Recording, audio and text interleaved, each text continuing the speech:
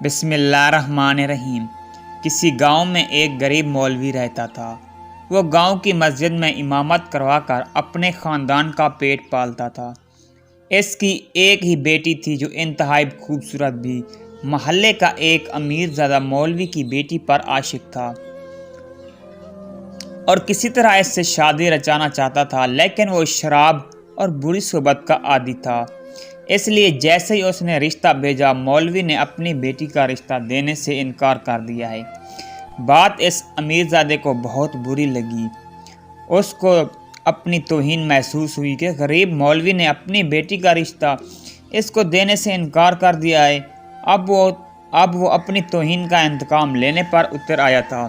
اس نے سوچ لیا تاکہ کسی بھی طرح مولوی کی بیٹی کو بدنام کر کے چھوڑوں گا تاکہ کوئی بھی اس کے ساتھ شادی پر آمادہ نہ ہو۔ خدا کا کرنا ہوا کہ کچھ عرصے بعد مولوی کی بیٹی کو پیٹ میں درد ہونے لگا، جو وہ بے درجہ بڑھتا گیا۔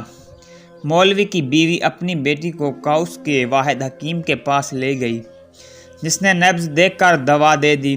اس سے وقتی طور پر تو لڑکی پیٹ درد ٹھیک ہو گیا، لیکن کچھ مہینوں بعد ایسا ہوا کہ لڑکی کا پیٹ پھولنا شروع ہو گیا۔ پیٹ پھول گیا جیسے وہ لڑکی حاملہ ہو۔ مولوی اور اس کی بیوی اپنی بیٹی کو ایک بار پھر گاؤں کو اس حکیم کے پاس لے گئی۔ ان دنوں تفتیش کا طریقہ اتنا جدید نہیں تھا، نہ ہی الٹرا ساؤنڈ کی سہولت تھی۔ حکیم نے لڑکی کا معائنہ کیا اور کہا کہ یہ لڑکی حاملہ ہے، اس کے پیٹ میں بچہ ہے۔ مولوی اور اس کی بیوی بہت پریشان اور شرمندہ ہوئے اور بیٹی کو لے کر گھر واپس آ گئے، کیونکہ ان کی بیٹی ابھی کنواری تھی۔ ان دونوں کا خیال تھا کہ ان کی بیٹی کے ساتھ منہ کالا کرواتی رہی اور اس لیے اب اس کے پیٹ میں بچہ آئے۔ کئی بار مولوی نے غیرت میں آ کر اپنی بیٹی کو قتل کرنا چاہتا تھا، لیکن لڑکی کی ماں بیچ میں آ جاتی۔ وہ بیچاری کیا کرتی؟ ممتا کے جذبات سے مغلوب تھی، اپنی بیٹی کو قتل ہوا نہیں دیکھ سکتی تھی۔ دوسری طرف وہ بگڑا امیر نوجوان جو موقع کی تلاش میں تھا، اس نے لڑکی کو حکیم کے پاس آتے جاتے دیکھ لیا تھا۔ ایک درجے وہ حکیم کے پاس گیا اور کچھ نقدی رقم حکیم کے ہاتھ پر رکھی تو حکیم نے سب کچھ اگل دیا۔ مولوی کی اکلوتی بیٹی بغیر شادی کے حاملہ ہو گئی۔ بس پھر کیا ہوا؟ اس نوجوان کے ہاتھ بدلہ لینے کا سنہری موقع آ گیا تھا، جس کے انتظار میں وہ کافی عرصے سے تھا۔ اس نے گاؤں کے میراثی کو بلایا اور کچھ پیسے دے کر کہا، یہ خبر گاؤں کے ہر گھر میں پہنچا دو۔ چنانچہ میراثی نے دنوں ہی میں یہ خبر ہر طرف پہنچا دی۔ اب گاؤں کے لوگ بات کی تصدیق کرنے مولوی کے گھر میں آنا شروع ہو گئے۔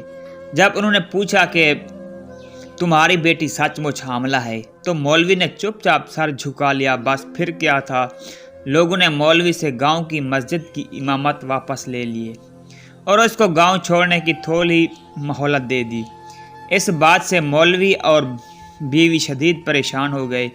ایک کے بعد دوسری مصیبت ہم پر ٹوٹ پڑی تھی، جبکہ مولوی کی بیٹی جانتی تھی کہ وہ با کردار ہے اور اس نے بد کرداری کی دور بات کسی اجنبی کی طرف آنکھ اٹھا کر بھی نہیں دیکھا تھا، لیکن وہ کیا کرتی، سو خاموشی سے اپنی بربادی کا تماشا دیکھتی رہی۔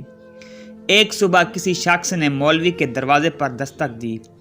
جب مولوی باہر نکلا تو اس آدمی نے اپنا تعارف کروایا اور بتایا کہ وہ حکیم ہے اور اس کو خبر ملی کہ آپ کی بیٹی بیمار ہے اور آپ بہت پریشان ہیں، تو میں دوسرے گاؤں سے سفر کر کے آپ کے پاس آیا ہوں، کیونکہ میں آپ کا ونیشہ شاگرد ہوں۔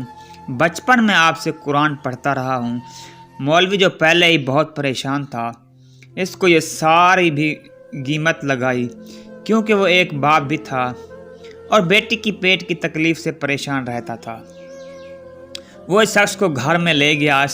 اس نے لڑکی کا معائنہ کیا اور صورت حال سمجھ گیا اور کہا کہ مجھے ایک بڑا اور کتا لا کر دیں۔ جب دونوں چیزیں اس کو دے دی تو اس نے دونوں کو ذبح کیا اور بکرے کا گوشت پکا کر لڑکی کو کھلا دیا۔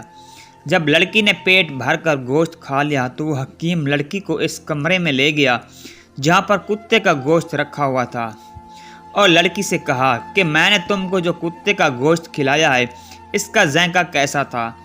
لڑکی نے جب کتے کا گوشت دیکھا تو اس کا دل خراب ہونے لگا اور اس کو اتنی نفرت محسوس ہوئی کہ وہ الٹیاں کرنے لگ پڑی۔